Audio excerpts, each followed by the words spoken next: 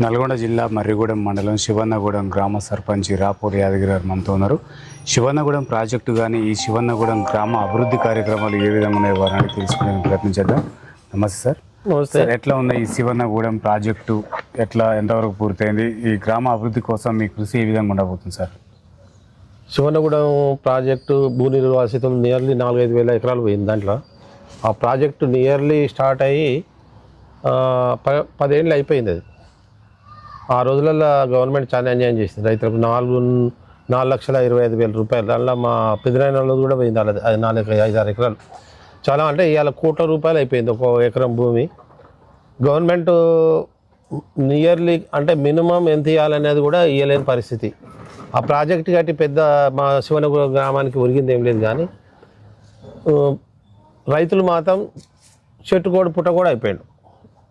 4,15,000 4,25,000 తర్వాత మళ్ళీ 1,00,000 పెంచారు. కానీ ఇంతవరకు ఆర్ఎన్ఆర్ ప్యాకేజ్ చాలామంది రాలేదు. కొంతమంది చాలామంది అన్యాయం అయిపోయారు. రైతులు మాత్రం చాలామంది అన్యాయం అయిపోయారు. అది ఏ విధంగా అయిందో కానీ ఆ పాత కట్ట మీదగానే ఉంటే అయిపోయేది. ఈ కొత్తగా కట్ట పెట్టి మరి కాంట్రాక్టర్లు బత్తానుకో ఎవరి బత్తానుకో మాత్రం రైతులను మాత్రం నిండా ముంచి పడేసారు. ఏ గవర్నమెంట్ అయినా, అది అప్పుడు ఉన్న టీఆర్ఎస్ గవర్నమెంట్ ఏ మాత్రం ఆలోచన చేయకుండా రైతులను కడుపు అయితే కుట్టింది మాత్రం ఇది వాస్తవం. అది ఎందుకు చేసిరు అనేది కూడా ఇంతవరకు అర్థమవుతలేదు. ఎందుకంటే పాత కట్ట మీద వస్తే ఎవరికేం డ్యామేజ్ కాకపోవు. ఒక 2-3 టీఎంసీల వాటర్ తక్కువైనా కానీ గ్రామానికైనా ఇక్కడ కింద ఇప్పుడు ఏదైతే వ్యవసాయానికి అయితే అనుకుంటున్నామో వాళ్ళకు కూడా మంచిగానే ఉండేది. కానీ అనవసరంగా కట్టను పెంచేసి దాని ప్రాజెక్టు వ్యయం పెంచేసి 10 టీఎంసీలు 12 ఏళ్ళు అయింది. ఇంకెన్నడొస్తాయి నీళ్ళు? దేని కట్టిన ప్రాజెక్టు? అందులో ఇంకొకటి, ఇప్పుడు నిన్ననే మేము అమ్మవారిది ప్రతిష్ట చేసినాం, ముత్యాల అమ్మవారు. ఆమె ఏంటంటే నేను సర్పంచ్ అయినాక ప్రతి ఒక్కరు వచ్చి ఆమె చాలా పవిత్రమైన అమ్మవారు. మేము రాత్రిలో కల్లారా చూసినాం ఆమెను. ఇప్పుడు ఇద్దరికి ఏంటంటే కట్ట క్లోజ్గా కాకుండా అన్నంగా వాన వస్తే నీళ్ళు వెళ్ళిపోయేది. ఇప్పుడు ఏంటంటే కట్ట క్లోజ్ అయిపోయింది. మామూలు వర్షానికి కూడా మునిగే పరిస్థితి ఉంది. ఇక అక్కడ ఉన్న రైతులు, ఆ నర్సరీగూడ వాసనకు, మా ఊరు వాసనలు చాలామంది నాతో ఉన్నారు. ఏమన్నారంటే అమ్మవారు రాత్రులు బాగా తిరిగేదురు, చాలా మంచి అమ్మవారు, పవిత్రమైనదంటే. నేను ఇన్ని యాత్రలు తిరిగినాం, ఇంత చూసినా కానీ లైవ్గా తిరుగుతుందని వినటం ఇదే ఫస్ట్. ఎందుకంటే మనం ఇప్పుడు చూస్తే మనం దేవుని చూసామని ఎవరని అంటారా? ఆమెను మాకు తెలిసిన వాళ్ళు అనుకో, ఊళ్ళో గ్రామస్తులు మాపటిలో ఆమె తిరుగుతుంది, గుర్రాల పండుగ ఒక్కరని కాదు, ఊరు మొత్తం చెప్పారు. ఇక ఆ సందర్భంగా ఎట్టనైనా చేసి తీసుకొచ్చి ఇక్కడ మొదలైతే పెట్టాలనేది బ్రాహ్మణులను, వేద పండితులను మాట్లాడి ఇమీడియట్లీ ఆమెను తీసుకొచ్చి నిన్ననే ప్రతిష్ఠించిన 3 రోజుల కార్యక్రమం. దానికి ఉత్సాహంగా ఊళ్ళో ఉన్న యువకులు, గ్రామాధ్యక్షులు అనుకో, వీళ్ళంతా పిల్లలు మంచిగా దృఢ నిశ్చయంతో విగ్రహం కూడా చాలా పవిత్రమైనది. ఎందుకంటే అది ఏదో మామూలుగా రాయితం చేసింది కాదు, అది ఎన్ని వందల సంవత్సరాల క్రితం విగ్రహం తీసుకొచ్చి నిన్ననే ప్రసిద్ధి చేయడం. ఎందుకంటే పబ్లిక్ కూడా ఆమె మీద చాలా ప్రేమ ఉంది. కానీ తెచ్చేవాళ్ళు లేడు ఇన్ని ఏళ్ళ నుంచి. 12 ఏళ్ళు ఇప్పుడు ఆ చెరుకడ స్టార్ట్ అయ్యి 2014లో టీఆర్ఎస్ గవర్నమెంట్ వచ్చింది. అప్పుడు రాగానే ఇది ప్రాజెక్ట్ స్టార్ట్ అయింది. 1 ఏడాది 2 ఏళ్ళకే స్టార్ట్ చేసింది. ఇక ఏంటంటే అది నిజంగా కట్ట క్లోజ్ అయితే మాత్రం మునిగిపోయేదే. ఇక ఆమె మహిమ వల్ల ఇన్ని రోజులు నేను వచ్చింది అనుకున్నది. మేము ఎంతో సాహసంగా తీసుకొచ్చి ఆడ పవిత్రంగా ఆమెను ప్రతిష్ఠించినాం. అదొక గ్రామస్తులు నిజంగా చెప్పాలంటే వాళ్ళు మంచి సహకారం చేశారు. ఎట్లనైనా దేవాలని అందరు బోనాలు వెళ్ళారు, మ్యాక్సిమం బోనాలు వెళ్ళారు. ఆమెను మంచిగా భక్తి శ్రద్ధలతో నిన్న కాక మొన్న అయిపోయింది ఆ కార్యక్రమం. ఇంకా గ్రామానికి విషయానికి వస్తే చాలా పెద్ద మేజర్ గ్రామ పంచాయతీ, 3-4 వేల ఓట్లకు ఎక్కువ ఉన్నాయి. ఇక్కడ మొత్తం వలసైలు పేరు కొన్ని రోజుల క్రితం. ఇప్పుడు నేను సర్పంచ్గా అయినాక కొద్దిగా డెవలప్ అనేది చేస్తూ ఉన్నాను. ఊళ్ళో ఒక శివాజీ విగ్రహం పెట్టాను. నా ఓన్గా 4.5 లక్షల గద్దలు చిన్న పిల్లలు అంటే యువకులు వచ్చి, సార్ ఎట్లనైనా చేయాలి, మన ఊళ్ళో శివాజీ విగ్రహం పెట్టాలంటే మండలంలో ఫస్ట్ ఈ విగ్రహం మా ఊళ్ళో. అదేవిధంగా సీసీ రోడ్లు, ఎన్ఆర్జీఎస్ వర్కులు నియర్లీ 1 కోటి రూపాయల వర్క్ చేశాను నేను సర్పంచ్ అయినాక 6 నెలల్లో. 1 కోటి రూపాయల వర్క్, కోటికి ఎక్కువనే అయింది అనుకుంటున్నా. అంత ఒక 60-65 లక్షల ఎన్ఆర్జీఎస్ వర్కులు, గ్రామ పంచాయతీ బిల్డింగ్ అదొక 20 లక్షలు, నా సొంతగా 15 నుంచి 20 లక్షలు పెట్టి డ్రైనేజ్ అండర్ డ్రైనేజ్ చేసిన. ఉప సర్పంచ్ జగిల్ మళ్ళీ ఏంటి మీరు పోయి చూడొచ్చు, అది ఏ శాంక్షన్ లేదు ఏం లేదు. నియర్లీ ఒక 700 మీటర్లు ఉంది, 750 మీటర్లు లెక్క చేసినాము.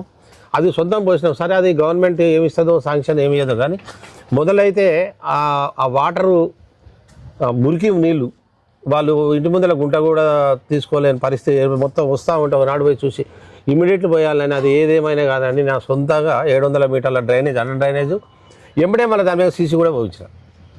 విన్నారా, సీసీలు కూడా ఇక్కడ అంగడి పెడదామని మొత్తం మీరు పోయి చూడవచ్చు. ఈ ఏంటంటే మన దీన్ని ఏమంటారు, మన పీర్లకొండ దగ్గర నిండా పోసాం అంగడి పెడదామని, నిండా పోసేసినాం అన్నట్టు. ఆ పక్క ఈ పక్క నిండా పోసేసినాం. కొన్ని బజార్లలో ఏంటంటే చెత్త వేరకపోతుంది మెయిన్ రోడ్లలో అని నిండా పోపించడం. ఇంకా నాది 4.5 ఏళ్ళు ఉంది. ఇక మంచిగా నాది ఒకటే. మా ఎమ్మెల్యే సాబ్ కూడా అన్నాడు, మా ఎమ్మెల్యే సాబ్ ఒకసారి ఏమన్నాడంటే, రాజగోపాల్ సార్ నాది 3/4 అయిపోయింది.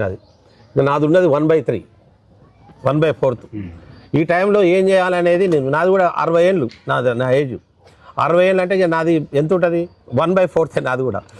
ఈ టైంలో నేను విలేజ్కి ఇంతో అంతో చేయాలి, ఏదైనా చేయాలి. గ్రామంలో వచ్చే ఏదైనా గ్రామ పంచాయతీ నిధులైనా ఇంతవరకు నేను గ్రామ పంచాయతీ నుంచి ఒక అనా పైసా కూడా తీసుకోలేదు ఈ రోజు వరకు స్టిల్. విన్నారా, ఆ వచ్చే అమౌంట్ కూడా పారదర్శకంగా ఉండాలి. విలేజ్లో మంచి డెవలపింగ్ చేయాలి, ఊరు నిండా గ్రీనరీ చేయాలి, ఊరు నిండా చెట్లు పెట్టాలి. విన్నారా, గ్రామం ఎప్పుడైనా మొత్తం ఫుల్ డ్రైనేజీ వ్యవస్థ ప్లస్ సీసీ రోడ్లు మంచిగా ఉన్నాయి అనుకో, పరిశుభ్రంగా ఉన్నాయి అనుకో, కొంచెం మామూలు వచ్చే సీజన్ వ్యాధులు కూడా చిన్న పిల్లలు రాదు. ఈ మధ్యన పిల్లలు కూడా చాలా మంది చనిపోయారు, చిన్న పిల్లలు. వాళ్ళు ఏంటంటే దోమల వల్లనే, యాక్చువల్గా తెలియదు, దోమల వల్లనే ఎన్నో రోగాలు వస్తున్నాయని అవుతుంది. కానీ వాళ్ళకి ఏం తెలుస్తుంది పాపం, మూట రాగానే పోవుది, హాస్పిటల్ పోగానే లక్షల రూపాయలు ఖర్చు. ఇంకా విలేజ్లో ఇంకా చాలా ఉన్నాయి అన్న చెప్తే. మామూలుగా ఒక మినీ చిన్నది ఒక హాస్పిటల్లో ఇంత పెద్ద ఊరికి ఒక అంబులెన్స్ ఉండాలి. ఏదైనా చిన్న సుస్థ అయింది అనుకోరి రప్పున అంటే తీసుకొని పోతారు, కార్పొరేట్ హాస్పిటల్లో పడేస్తారు, లక్షల రూపాయలు. విన్నారా, లక్షల రూపాయలు ఉన్న ఆడు పిల్లకో పిల్లగానికో సంపాదించుకునే పైసలు మొత్తం సున్నం పాపే. దానికే ఇంకా కొంచెం మోడల్ చేసి ఒక అంబులెన్స్ పెట్టాలి 24 hours. ఏదన్నా అనుకో నిమ్స్, మంచి డాక్టర్ నిమ్స్ ఉన్నది, ఇటు గాంధీ అయినా ఇటు ఉస్మానియా అయినా ఇదివరకు లెక్క లేదు, హాస్పిటల్ కూడా మంచిగా చూస్తారు.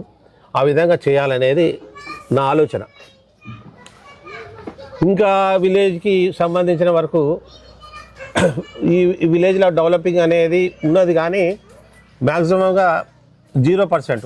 మీరు విలేజ్ మ్యాక్సిమం నేనేసినవి ఉన్నాయి సీసీ రోడ్లు. ఇప్పుడు ఇది కూడా నేనే ఇచ్చినాం. ఇంతవరకు ఎన్ఆర్జీఎస్ అంటే ఏడాదిన్నరకి వేస్తారు. ఆ వచ్చినవి కూడా ఎన్ఆర్జీఎస్ వరకు అంటే భయపడతారు. ఎందుకంటే ఏదో సంవత్సరంన్నర తర్వాత వస్తాయి బిల్లులు. అట్లా కొంచెం కొన్ని ఉంటే కూడా పాత ఎన్ఆర్జీఎస్ వర్కులు కూడా నేనే ఫిలప్ చేసిన. నేను చెప్తానే 65 లక్షల సీసీ రోడ్లు వచ్చినాను నేను వచ్చినాక. ఇంకా ఇట్లనే ఉన్నాయి. ఇంకా ఇప్పుడు వచ్చే మా ఎమ్మెల్యే సభతో పట్టుకొని ఇంకా వీళ్ళు ఇందిరా మిల్లు అనుకో, లేదంటే ఈ పెన్షన్స్ అనుకో, ఊళ్ళో ఉన్న వాళ్ళకి నిజంగా ఎలిజిబుల్ ఎవరుండో వాళ్ళకి ఇవ్వాలనేది నా తలంపు. అది సరే, ఈ శివన్నగూడెం ప్రాజెక్టు కింద భూములు కూలిపోయిన బాధితులు ఈ కాంగ్రెస్ గవర్నమెంట్లో న్యాయం జరుగుతుందంటారా? 100% ఎందుకు జరగదు. ఇంతో ఆ ఎన్ఆర్జీఎస్ ఏదో మన బై ఎలక్షన్లో కోమటిరెడ్డి రాజగోపాల్ రెడ్డి బై ఎలక్షన్లు వచ్చినప్పుడు పింఛన్లు వచ్చినాయి, ఉన్న ఎన్ఆర్జీఎస్ పైసలు వచ్చినాయి అందరికీ. ఇప్పుడు వాళ్ళకి ఇచ్చారు. ఇంకా మ్యాక్సిమం ఇంకా కొంతమంది ఉన్నారు, అది కూడా ఇవ్వాలనేది తలంపు. చూద్దాం ఏం చేస్తుంది గవర్నమెంట్. ఇంకా 2.5 ఏళ్ళు అవుతుందిగా వచ్చింది. అయినా మన దగ్గర ఏదైనా కేంద్రంలో ఏ గవర్నమెంట్ ఉంటే రాష్ట్రంలో ఆ గవర్నమెంట్ ఉంటే ఏదైనా నడుస్తుంది. ఈడ ఉన్నదేం కాంగ్రెస్ గవర్నమెంట్, ఆడ ఉన్నదేం బీజేపీ గవర్నమెంట్. ఏదైనా సంపాదించుకొని ఈడే ఖర్చు పెట్టాలి తప్ప ఆ నుంచి వచ్చే నిధులు ఏం లేవు. అట్లా కొంచెం డెవలపింగ్గా తగ్గిపోతుంది అంతేగాని వచ్చే నికర ఆదాయం తెలంగాణకు వస్తూనే ఉంది. మీ నుంచి కేంద్రం నుంచి సహకారం ఎట్టవే ఉంటుంది కదా. ఇప్పుడు ఈడ బీజేపీ గవర్నమెంట్ ఉంది అనుకోరి, అది నేను చూస్తూనే ఉన్నా. మధ్యప్రదేశ్ అటువంటి స్టేట్లలో నేను కూడా పనిచేస్తాను. ఇమీడియట్లీ బిల్స్ శాంక్షన్ అవుతాయి. ఇంకా ఈడ కావు, ఈడ ఏంటంటే కూడబెట్టాలి, ఇవ్వాలి. ఏమైనా ఇప్పుడు గవర్నమెంట్ మొత్తం ఈడ డిపెండ్ అయింది, ఎన్ఆర్జీఎస్ వర్కుల మీద డిపెండ్ అయింది. నేను జడ్పీ కూడా పోతే అరే ఆయన ఏదో ఇదనే ఉంటారు, ఆయన గవర్నమెంట్ దగ్గర ఏం లేదు. వాస్తవం కూడా కాంగ్రెస్ గవర్నమెంట్ కొద్దిగా ఫైనాన్షియల్గా వెనుకబడింది. ఈ రానున్న రోజుల్లో అది కూడా పికప్ చేసుకుంటుంది ఇంకొక 7-2 నెలల్లో. ఎందుకంటే కొంచెం కంట్రోల్ చేస్తుంది ఈ ఖర్చులను. చూడాలి ఏమవుతుందండి. సార్ గత పాలకులు ఈ శివన్న గూడాన్ని డెవలప్ చేయలేరని మీ అభిప్రాయపడుతున్నారా? ఇప్పుడు ఒకటనా, గత పాలకులు డెవలప్ చేయాలని నేను అన్నాను. ఎందుకంటే వాళ్ళు కూడా ఇప్పుడు నాకేదో బిజినెస్ ఉంది, నేను ఎంతో ఫైనాన్షియల్గా ఉన్నా, నేను చేయగలుగుతున్నా. వాళ్ళు కూడా నా లేక చేయాలని నేను ఎట్లా అనుకుంటా చెప్పు. వాళ్ళకు ఎన్నో ఉంటాయి, ఇబ్బందులు ఉంటాయి, ఎన్నో ఉంటాయి. వాళ్ళు కూడా కష్టపడి చేయాల్సిందే. ఇప్పుడు నేను నా సొంతగా ఇప్పుడు ఒక దగ్గర 70-80 లక్షలు, నియర్లీ ₹1,00,00,000 వరకు అంటే 70-80 లక్షలకు ఎక్కువనే పెట్టుంటాను. ఫైనాన్షియల్గా నేను ఉంది కాబట్టి నాకు అంత బిజినెస్ ఉంది కాబట్టి పెట్టగలను. నాలుక కూడా వాళ్ళు పెట్టాలంటే వాళ్ళు ఎక్కడి నుంచి పెడతారు? వచ్చే గ్రామ పంచాయతీ నిధులు వాళ్ళు వాడతారు అంతే. కానీ ఓన్గా చేసే అంత ఉండదు కదా వాళ్ళకి. మనము కూడా అనుకుంటాం. అది అది ఇప్పుడు మీరు అన్న దాంట్లో వాస్తవం లేదు. ఓకే సార్, ఇక్కడ రాజగోపాల్ రెడ్డి గారికి మంత్రి పదవి కావాలని చెప్పేసి ఇక్కడ ఉన్న అభిమానులు కానీ ప్రజలు కానీ అంటున్నారు సార్. ఒకవేళ ఇవ్వడానికి అర్హుడా? 100%. ఎందుకంటే ఆయన సోషల్ యాక్టివిటీస్ నేను తరచూ వెళ్తూ ఉంటాను, ఫోన్లో కూడా మాట్లాడుతూ ఉంటాను. ఏదన్నా పోయిందనుకో, నేను ఆయన ఏందనంటే మినిస్టర్కి ఒక బ్రాండ్ అయినది విన్నారా, స్టేట్లోనే ఒక బ్రాండ్ ఆయన. ఇక మంత్రి పదవి అని అంటే రావాలనే ఉంది అందరికి, కానీ అది మీద నుంచి అధిష్టానం. ఆయన కూడా ఈ మధ్యన అంటా ఉండు, ఊరికే ఏ మంత్రి పదవి వాళ్ళు ఇస్తే చేద్దాం, లేకపోతే మనం సోషల్ యాక్టివిటీస్ చేస్తూ ఉన్నాం కదా. కాకపోతే మంత్రి పదవి అయిందనుకో, ఏదన్నా ఉందనుకో డైరెక్ట్ పోవచ్చు. కానీ ఆయన ఒకరిని రికమెండేషన్ అడగాలని అంటే, ఇప్పుడు ఏదైనా పోవాలనుకో, మాకు ఏమైనా పని ఉందనుకో, ఆయన ఇంకో మంత్రికి చెప్పాలి. ఆయనకు ఒక మంత్రి చెప్పేంత ఉన్నది, ఆయన ఇంకా హై లెవెల్ కదా. అట్లా మేము కూడా సార్ నేను పెద్ద చేస్తున్నాం, మా మంత్రి పదవి ఇస్తే ఇంకా మాకు ఇంకా విలేజ్ డెవలప్ అవుతుంది, ఇంకేమైనా నిధులు తీసుకొస్తాం విలేజ్కి, ఇంకేమైనా అవసరం ఉంటుంది. నాతో కూడా అన్నాడు, గిరి నువ్వు ఈ విలేజ్ని రోల్ మోడల్ చేయాలి, మండలంలో కానీ ఏదైనా రోల్ మోడల్ చేయాలి. నియర్లీ ఒక 2 కోట్లు అయితే ఈ విలేజ్ మంచిగా అయిపోతుంది. సీసీ రోడ్లు అనుకో, వాటర్ అనుకో, దానికోసం ఇంకా చూస్తూ ఉన్నా. చేద్దాం, మా శక్తి మా ఎమ్మెల్యే సాబ్ మంచి ప్రోత్సాహం ఇస్తాడు. ఏదైనా ఉంటే వృధాగా ఖర్చు పెట్టొద్దు, గ్రామానికి ఏం చేయాలనో అది చేయాలి. నువ్వు సొంతంగా ఖర్చు పెట్టుకున్నా కానీ సంవత్సరానికి ఇంత డొనేట్ చేస్తానని అంతే, దాని లిమిట్ మారద్దు. ఎందుకంటే మనకు కూడా ఖర్చులు ఉంటాయి, సంసారం ఉంటుంది. ఆయన ఇక మా కుటుంబ సభ్యులు లేకనే ఏదైనా పోయాలని మంచి హెల్త్ మంచిగా ఉండాలి, ఆరోగ్యంగా మంచిగా ఉండాలి, ఇక కొన్ని చెప్తాడు. అవన్నీ ఇక మీకు ఫోన్ లేదు, కానీ కోప్పడతాడు ఒకసారి. అంటే మేము చేసే యాక్టివిటీ కొన్ని విషయాలలో చాలా చెప్తాడు. మన ఒకరు విషయం పోతే మా మీద చాలా, మీరు ఇట్లా చేయాలి, అట్లా చేయాలి, విలేజ్ ఎట్లు ఉండాలి, ఎవరన్నా గిట్లా సుస్తయింది అనుకో వెంబడే యాక్టివ్ కావాలి, మీరు గెలిచి ఏదో చేసిన డబ్బులు ఏదో ఇస్తున్నాం, సీసీ రోడ్లు వస్తున్నది ముఖ్యం కాదు, విలేజ్తో మమేకమై ఉండాలి పబ్లిక్తో అని చాలా చెప్తాడు. అంటే అంతగానో ఇంట్రెస్ట్గా చెప్పిండంటే ఆయనకు విలేజ్ మీద ఎంత, ప్రతి విలేజ్లో ఆయన మైండ్లో ఉంటుంది. ఇంతమంది పేర్లు గుర్తుంటుంది, ఇంతమందితో 24 గంటల సంభాషణ ఉంటుంది. ఏదైనా అవసరం ఉంది అనుకొని ఏ రాత్రి ఫోన్ చేసినా ఎత్తాడు. ఎవరైనా ఎత్తుతారా? ఇవాళ రేపు ఎమ్మెల్యే గెలిచిపోయినంటే పోవాలి ఆయన దగ్గర. మాకు అట్లా ఏం లేదు, ఫోన్ చెప్పు గిరి ఏం కావాలని అంటాడు. అలాంటి నాయకుడు నిజంగా మా ఎమ్మెల్యే మునుగోడు కాన్స్టిట్యూన్సీ మంత్రి పదవి వస్తే ఇంకా సంతోషపడతాం. ఇంకా విలేజ్ అనేది కాన్స్టిట్యూన్సీ మొత్తం డెవలప్ అయిపోతుంది. ఇప్పుడు రోడ్లు వస్తూనే మీరు చండ్రు కానీ చూస్తుగా, అట్లనే ఈ రోడ్డు మా విలేజ్ నుంచి కూడా రోడ్డు పోతున్నాయి. నాకు నిన్నమన్నా కూడా చెప్పిండు వస్తుంటే. చూద్దాం, దేవుని దయ వల్ల ఆయన కూడా రావాలని కోరుకుంటున్న మంత్రి పదవి వస్తే ఇంకా విలేజ్ డెవలప్ అవుతుంది. సార్, ఈ సుశీలమ్మ ఫౌండేషన్ ద్వారా ఈ నియోజకవర్గంలో ఎలాంటి సేవలు అందిస్తున్నారు ఎమ్మెల్యే గారు? పోయి చూడరు వీడ మన ఏది మరిగూడ ఉంది కస్తూరి బాయ్, అందులో పిల్లలు నిజంగా కోమటిరెడ్డి రాజగోపాల్ రెడ్డి అన్ని కోట్లు పెట్టి అది కట్టింది కదా. అందులో ఓడని ఒకటి IAS IPS అయింది అనుకోరి, IAS IPS అయితే కోమటిరెడ్డి రాజగోపాల్ రెడ్డి బ్రాండ్ ఇక అది ఎక్కడ పోతుంది అనేది చూడాలి. అందులో ఒకటి కావాలి వాస్తవంగా. ఎందుకంటే ఎడ్యుకేషన్ కూడా మంచిగా ఇప్పిస్తారు, చదువుకున్నవారు గ్రూప్ 1 వాళ్ళు ఉంటారు, గ్రూప్ 2 వాళ్ళు ఉంటారు. ఎన్నో వచ్చినా కానీ రాజగోపాల్ రెడ్డి సార్ది అది క్రెడిట్. ఎందుకంటే ఇవాళ రేపు ఊరు సొంతం పెట్టి బళ్ళు కట్టించిన వాళ్ళు రా, అది మీరు పోయి చూడరు ఎంత రోల్ మోడల్ ఉంది ఆ స్కూలు. అదంటే పబ్లిక్ అంటే అలాంటి సేవాభావం ఉండాలి, మైండ్లో ఉండాలి, ఆలోచన ఉండాలి. వచ్చి స్కూల్లో వచ్చినప్పుడల్లా స్కూళ్ళను సందర్శించాలి, ఎట్లా ఫుడ్ పెడుతున్నాను చూస్తాడు. ఈ అంత టైం కేటాయించుండే అంటే ఆయనకు కూడా పెద్ద బిజినెస్ విన్నారా. అవన్నీ ఇచ్చిపెట్టి కూడా విలేజ్ ఈ కాన్షియస్ మీద అంత పట్టున నాయకుడు. ఏం చేయాలి నియోజకవర్గంలో నాకు తెలిసినంత వరకు ఈసారి మళ్ళీ ఎలక్షన్లో కూడా రాజగోపాల్ రెడ్డికి తెరుగు ఉండదు, బంపర్ మెజార్టీ అనేది. సార్, ఇక్కడ బెల్ట్ షాపుల పైన ఉక్కు పాదం మోపిందని అంటున్నారు సార్. కొంతమంది ఏమో ఎక్కడ నిర్మూలన కాలేదని చెప్పేసి. వాస్తవంగా మీరు అనేది అక్షరాలు నిజం. ఈ బెల్ట్ షాపులు అనేవి నిర్మించాలంటే ఇక అది మేము చేస్తూనే ఉన్నాం. మేము నిన్నమన్నా కూడా తీర్మానం చేసినాం. ఇవాళ కూడా పోలీసు వాళ్ళు చెప్పిన సారా ఏడమ్మ పట్టుకోవాలని చెప్పిన ఇవాళ కూడా 6 గంటల నుంచి అక్కడ కూర్చుని ఇవాళ ఊరు రాలేదంట. విన్నారా? ఇంకా ఒక 6 నెలలు ఏడాదిలో మొత్తం మాపాలి. ఎందుకంటే నెరి ఆయన ఎమ్మెల్యే సభ అనేది అంటే 1 గంటకే వైన్స్లు.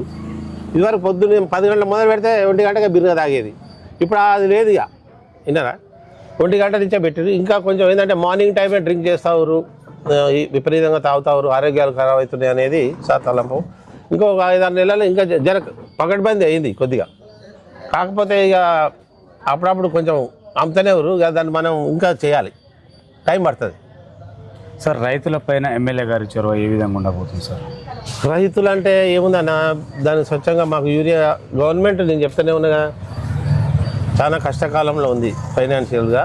ఇంకొక ఈ ఏడాదిన్నర ఇంకా జర మంచిగా సరిపోను రైతులకు యూరియా అయినా ఇంకేదైనా దొరుకుతుంది. గవర్నమెంట్ పరంగా మంచిగానే అవుతుంది. చూడాలి, ఇంకా 1.5 ఇయర్లో సెటిలైట్ అయిపోతుంది. రైతులను కూడా అంతే. ముఖ్యంగా ఏంటంటే గవర్నమెంట్కి స్టెబిలిటీ ఉండాలి మంచిగా. ఎన్ని ఒడ్లు మనకి ఇప్పుడు ఏంటంటే ఇదివరకు గత 10-15 ఏళ్ళ కన్నా ఇప్పుడు ప్యాడీ ఎక్కువ వస్తుంది, మనకు ఒడ్లు ఎక్కువ వస్తున్నాయి. ఎందుకంటే బాగా వంతా ఉన్నాయి, రైతులు కూడా మంచిగానే చేస్తారు. దానికి అనుగుణంగా కూడా మా ఎమ్మెల్యే సాబ్ అన్నాడు, ఎంత వంతుంది, ఎన్ని ఓట్లు వస్తున్నాయి అనేది మొదలే గవర్నమెంట్తో తెలుస్తుంది. ఈ నెక్స్ట్ కార్ నుంచి ఆ ప్లాన్ ఉంటుంది. వచ్చేసారి ఎన్ని ఓట్లు వచ్చినా కానీ గవర్నమెంట్ కొనేందుకు రెడీలో ఉంది. ఓకే సార్, ఇక్కడ వైద్యం ఏ విధంగా అందుతుంది ఈ గ్రామ ప్రజలకి? వైద్య సేవలు అయితే నిజంగా చెప్పాలంటే ఇక్కడ జీరో మా ఊళ్ళో. విన్నారా? ఒక మినీ హెల్త్ సెంటర్ కట్టాలనే ప్లాను. దానికి నేను వచ్చి ఇప్పుడు 6 నెలలే అవుతుంది. మాకు మినీ హెల్త్ సెంటర్ కూడా శాంక్షన్ అయింది. నేను నిన్నమన్నా కూడా మన మారేద్దర ఉన్నాడు, ఆయన కొడుకు ఇంద్రాయుడి వాళ్ళ భార్య యుఎస్ఏలో ఉంది. ఆమె ఎంతో జాగి మేడం ఇక్కడ దొరవారి పెరిగింది, ఒక హెల్త్ సెంటర్ కడదాము, ఒక అంబులెన్స్ కూడా పెడదామని అనటం జరిగింది. ఎందుకంటే చిన్న సుస్థ అయినా కానీ గవర్నమెంట్ హాస్పిటల్ ఉంది. మామూలుగా జర పెద్దగా అయితే పోవటానికి మాత్రం చాలా విలేజ్లో ఈ వైద్య సేవలు మాత్రం జీరో. దాన్ని ఎట్లైనా చేసి ఒక పర్మనెంట్ ఒక డాక్టర్ పెడదామని ప్లాన్ ఉంది. సార్, ఈ శివన్నగూడెంలో నిరుద్యోగ యువత చాలామంది ఉన్నారు సార్. వాళ్లకు ఉపాధి కోసం ఏమైనా జాబ్ మేళాలు ఏర్పాటు చేసే ఆలోచనలు ఏమైనా ఉన్నాయంటారు ఎమ్మెల్యే దగ్గర? ఇక అలాంటి ఆలోచనలు అంటే ఇప్పుడు మ్యాక్సిమం గవర్నమెంట్ జాబ్ల కన్నా వాస్తవంగా చెప్పాలంటే యువకులు ఎవరైనా ఉంటే బిజినెస్ బేరం చేసి ఎక్కువ సంపాదిస్తారు. ఎందుకంటే ఎంత జాబ్ ఇచ్చినా 20,000 ఇస్తారు, 25,000 ఇస్తారు. రోజు 2,000 సంపాదించేవాళ్ళు. విన్నారా? ఈ దానికన్నా బేరాలు చేసుకుని ఎక్కువనే చేయాలనేది ప్లాన్లో యువత. కొంతమంది చదువుకునే పిల్లలు ఉన్నారు. దాని గురించి మా ఎమ్మెల్యే సాబ్తో ఏదైనా అవసరం ఉందని అంటే ఇవాళ కూడా ఒక అబ్బాయి వచ్చిండు, తీసుకుపోయి అందులో పెడదామని. విన్నారా? చూడాలి మరి ఎంతవరకు ఉందని. నేను వచ్చిందే 6 నెలలు కాబట్టి ఇంకొక 5-6 నెలల్లో ఇంకా ఏం చేయాలనేది ఆలోచన చేస్తా. సార్, ఈ శివన్నగూడెంలో గ్రంథాలయంతో పాటు బడిబాట కార్యక్రమం ద్వారా పిల్లలను ప్రభుత్వ పాఠశాల చదివే విధంగా మీ ప్రోత్సాహం ఏ విధంగా ఉండబోతుంది సార్? గ్రంథాలయం కట్టాలి. మాకు ఒక ఆయన ఎన్ఆర్ఐ కూడా కట్టిస్తున్నాడు. త్వరలో అది కూడా ఉన్న గ్రామ పంచాయతీ బిల్డింగ్ మీదనే ఇంకొక ఫ్లోర్ వేసి దాంట్లో పెట్టాలని అనుకుంటున్నాను. అది కూడా మారేదర పెద్ద కొడుకు ఆయన పేరు భద్రరెడ్డి, యుఎస్ఏలో ఉంటాడు. సర్పంచ్ గారు నాకు ఒక గ్రంథాలయం ఊళ్ళో కట్టేయాలనే తలంపు ఉందని మననే అన్నాడు. వెల్కమ్ సార్, మీరు అన్నందుకు, మీరు వచ్చినప్పుడు ప్లాన్ చేద్దామని చెప్పిన. డెఫినెట్గా కట్టేయాలి. ఎవరైనా గ్రంథాలయం ఉంటే జర పుస్తకాలు ఉంటే జర పబ్లిక్ అనే మారుతారు. విన్నారా? ఏమైనా కొన్ని ఉంటాయి, భగవద్గీత ఉంటుంది, రామాయణం ఉంటుంది, కొంతమంది మన ఈ గాంధీ, నెహ్రూ ఇలాంటి జీవిత చరిత్రలు అన్నీ ఉంటాయి. ఈ కొంచెం వేరే మైండ్ ఉన్నట్టు అది చదివితే కొంచెం ఏమైనా మారుతారు. గ్రంథాలయం అనేది ప్రతి విలేజ్కి అవసరమే. ఎందుకంటే పుస్తకాలు వస్తాయి, పేపర్లు వస్తాయి, దేశంలో ఏమవుతుందని ప్రతి ఒక్కరు తెలుస్తుంది. అమ్మ గడవై పుస్తకం చదువుకుందాం ఏముంటుందని ఒకటి చదువుకొని ఇంకా 10 మంది చెప్తాడు. ఊళ్ళో యువత ఏంటంటే దానివల్ల చాలా మారుతారని అనుకుంటున్నాను నేను. ఓకే సార్, అంటే ప్రభుత్వ పాఠశాలలో విద్యార్థులు ఎవరు లేరంతా ప్రైవేట్ వైపుకే మొగ్గు చూపుతున్నారు సార్. మరి తల్లిదండ్రులు చైతన్యం తీసుకురావడానికి మీ బలోపేతం ఏ విధంగా ఉండబోతుంది? ఇప్పుడు మా సర్పంచులు కూడా కొంతమంది నిన్నమన్న పేపర్లు వేశారు, మీ పిల్లలను హై స్కూల్లో మంచిగా చదివిస్తే మీకు వచ్చే పెన్షన్స్ ఇప్పిస్తాము, మీ ఇళ్ళ ట్యాక్సులు కూడా మాఫీ చేస్తాము అని చేస్తావు. అది నిజంగా మంచి ఆలోచనే. నేను కూడా ఆ ప్లాన్ చేస్తాను. ఈసారి మీటింగ్ పెట్టి మొత్తం ప్రభుత్వ ఈ స్కూల్ మా హై స్కూల్ అనేది చుట్టుపక్కల నాంపురం ఈ 10 గ్రామాలకు మాదే. ఇటు పోతే ఇటు తాందారపల్లి, చెర్లగూడెం, నర్సైడ్గూడెం, ఇటు అంతంపేట, కొదాస్పల్లి, ఇటు ఎంకపల్లి, ఇటు ఇందుర్తి, కొట్టాల, నాంపురం, ఇన్ని గ్రామాలకు ఇది హై స్కూల్ మాది. స్ట్రెంత్ బాగా పడిపోయింది. నిన్ననే మా ఎమ్మెల్యేతో కూడా ఒక లెటర్ రాపించుకొచ్చిన. ఏంటంటే 7 గంటలకు బస్సు వేస్తే పిల్లలు చాలామంది వస్తారని.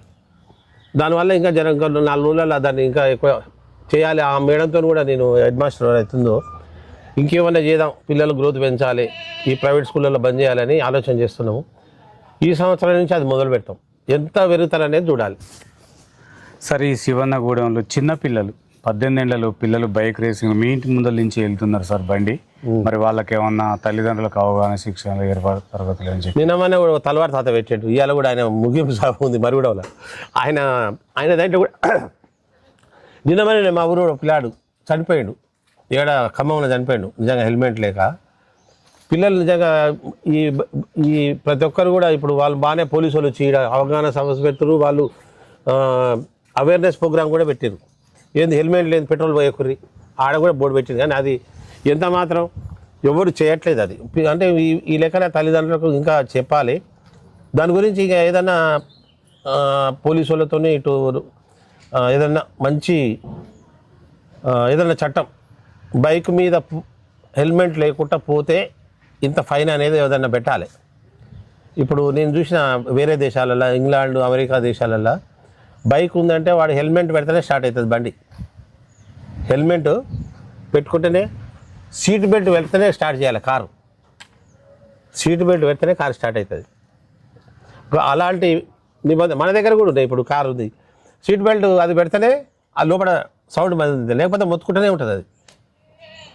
అలాంటి నిబంధనలు కూడా వెహికల్ ఇవ్వాలి. ఇప్పుడు బైక్లో కూడా హెల్మెట్ పెడితేనే ఏదైనా పెడితేనే అది స్టార్ట్ అయ్యేటట్టు చేసి అప్పుడు కానీ అయితే తప్ప వీళ్ళు వినే పరిస్థితి లేదు పిల్లలు. సరే, శివన్నగూడెం ప్రజలు గ్రామాభివృద్ధి కోసం ఎలాంటివి మీకు ప్రోత్సాహాలు ఉన్నాయి సార్? అంతా ఉన్నారు యువకులు. ఆయన మా గ్రామ అధ్యక్షుడు ఇక వస్తారు. ఏదైనా సోషల్ యాక్టివిటీస్ అంటే వస్తూనే ఉంటారు. ఏం చేయాలనేది అందరూ మంచిగానే కోఆపరేషన్ ఉంది. చిన్న చిన్న ఉంటాయి, మనస్పర్ధలు ఉంటాయి, అది ఇది ఉంటాయి. ఎలక్షన్స్, అది కాంగ్రెస్ పార్టీ వాళ్ళది వేరే పార్టీ ఉంటుంది, ఉంటాయి. కొంత పబ్లిక్లో మనం దూసుకుపోతూ ఉంటే మళ్ళా ఇక మనం అన్ని ఫిల్ఫిల్గా చేస్తూ ఉంటే ఎట్టుంటుంది, కొంచెం ఉంటుంది. ఈగోలు ఉంటాయి, ఇలా అంతా చేస్తున్నారు అనేది ఉంటుంది. అది సర్వసాధారణ ప్రతి విలేజ్లో ఉంటుంది, మా విలేజ్లో కూడా ఉంది. సార్, ఇక్కడ పాలక మండలి సభ్యులతో పాటు ఉప సర్పంచ్ గారి సహకారం మీకు ఏ విధంగా ఉంటుంది? మంచి ఉప సర్పంచ్ ఇక నా గురించి అతనికి అర్థమైపోయింది మొత్తంగా. మంచి కోఆపరేషను. నిన్న ఇద్దరం కలిసి మేము ఏది చేసినా ఇద్దరం కలిసి చేస్తాము. అతనిది టీఆర్ఎస్ పార్టీ, బీఆర్ఎస్ పార్టీ, నాదేమో కాంగ్రెస్ పార్టీ. అయినా మాకు విలేజ్ డెవలపింగ్ రా తమ్మి అనగానే వస్తూనే ఉంటాడు. ఆయన భార్య ఉప సర్పంచ్, ఇక ఆయన వస్తూనే ఉంటాడు. ఇప్పుడు మేము ఆ దేవుని కూడా ఇద్దరం కలిసి తీసుకొచ్చినాం. అందరం కలిసి విలేజ్లో అందరం కలిసి తీసుకొచ్చి సహకారంతో తీసుకొచ్చి అక్కడ ప్రతిష్ఠ. అది దగ్గర 10-12 లక్షలు అయింది. అది ఆ రూమ్తో సహా 10-13 లక్షలు అయింది. ఇంకా ఒక 30 లక్షలు కావాలి దానికి. ఆడనే ఒక మంచి ముందర మంటపం కట్టాలి. దాని పక్కనే ఒక షెడ్ వేసి గిట్టనే ఎవరైనా మ్యారేజ్ చేసుకున్న పేదవాళ్ళు, మిడిల్ క్లాస్ వాళ్ళు ఉంటారు, చిన్న చిన్న వాళ్ళు మ్యారేజ్ చేసుకోవచ్చు అనేది ఆలోచన ఉంది. అది ఇంకొక 1 ఇయర్ వల్ల ఆయనే ఉప సర్పంచ్ 1 ఇయర్ లోపు చేయాలనేది నా ఆలోచన. సార్, ఈ శివన్నగూడెం నుంచి చుట్టుపక్కల గ్రామాలకు వెళ్ళే రోడ్డు మార్గాలు మొత్తం చెడిపోయినాయి అంటున్నారు సార్. దాని విషయంలో మీరు మంత్రి గారు దృష్టికి తీసుకు మా ఎమ్మెల్యే సాబ్ నుంచి ఆయన కాలనే వస్తాను. నేను ఎప్పుడైనా అవుటర్ మా ఏరియా వస్తే ఎక్కువ సార్ చూడు రోడ్లు అన్నీ శాంక్షన్ అయినాయి.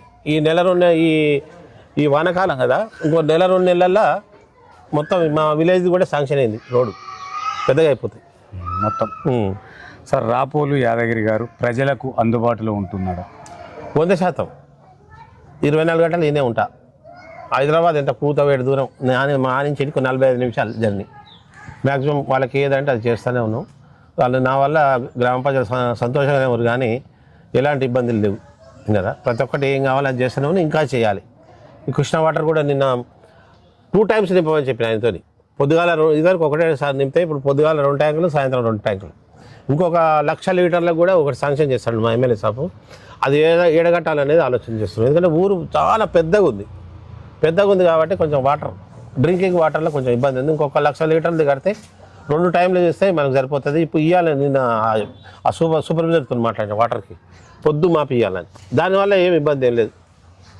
సార్, శివన్నగూడెం సర్పంచ్ ఫోను కలవకుండా పెట్టుకుంటాడు, అందుబాటులో ఉండదు అని చెప్పేసి కొంతమంది ఇక్కడ అంటున్నాం. అది ఏం లేదు, 100% నాకు కూడా ఇంత అంత బిజినెస్ ఉంది. 24 గంటలు వాళ్ళకి అందుబాటులో ఉంటా. విలేజ్లో ఏ సమస్యలు ఉన్నా తిరుగుతూనే ఉంటా. పంచాయతీలు అయినా ఏమైనా ఇప్పుడు నేను వచ్చి వాళ్ళకి 4-5 రోజులు విన్నారా. అదంతా అది తప్పు. సార్ ఇక్కడ శాంతి భద్రతలు ఎట్లున్నాయి సార్ ఈ ఊరికి? మంచిగానే ఉన్నాయన్న. మా ఊళ్ళో ఎందుకంటే ఏదో కొట్టుకొని ఉందే కానీ ఇప్పుడు వాళ్ళు ఓన్ జోలికి ఓన్ పని ఆట చేసుకుంటారు అంతే. సీసీ కెమెరాలు ఏర్పాటు చేశారు? ఉన్నాయి, ఊళ్ళో సీసీ కెమెరాలు ఉన్నాయి. ఇక నిజమైన గ్రామ పంచాయతీ బిల్డింగ్ అది డిస్మెంటల్ చేసి కొత్తగా కట్టేటప్పుడు 2 నెలలు 3 నెలలు బంద్ అయినాయి. మళ్ళీ స్టార్ట్ చేసేసినాం. మళ్ళీ ఇప్పుడు రన్నింగ్లో ఉన్నాయి. ఓకే సార్, మహిళా భద్రత కొరకై మీరు చేస్తున్న కృషి ఏ విధంగా సార్? మహిళా భద్రతకు ఇంతవరకు మేము ఏం ఆలోచన చేయలేదన్న. 6 నెలలు మేము వచ్చింది, 6 నెలలు. ఇంకేం చేయాలనేది 18 ఏళ్ళ లోపు అయితే పిల్లలకు మ్యారేజ్ చేయొద్దని ఒక నిబంధన ఉంది. 2-3 వస్తే కూడా కట్ చేసేసినాం. కేసు అవుతారా బాబు, బాల్య వివాహాలు ఇంకొక సంవత్సరం తర్వాత చేసుకోవాలని వచ్చిన స్ట్రిక్ట్గా చెప్తున్నాం. ఆ విషయంలో మాత్రం ఇక మేము అంటే మ్యారేజ్ వరకే మేము మహిళల పట్ల చూసేది. చిన్నపిల్లలకు మ్యారేజ్ చేయొద్దు అనేది ఒక నిబంధన. దానికి మేము మ్యాక్సిమం దాన్ని అలాంటి మ్యారేజెస్ కాకుండా చేస్తున్నాం. సార్ మీరు ఎన్నికలకు ముందు ఇచ్చిన హామీలన్నీ పూర్తి చేస్తారని మీకు నమ్మకం ఉందా?